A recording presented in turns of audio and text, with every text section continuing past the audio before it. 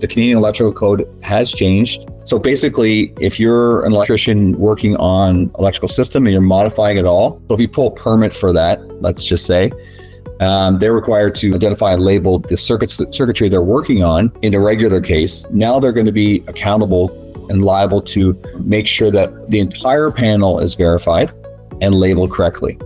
Picture yourself hiring someone to come in and do a job, or having one of your guys come in and say, okay, I got to make some changes.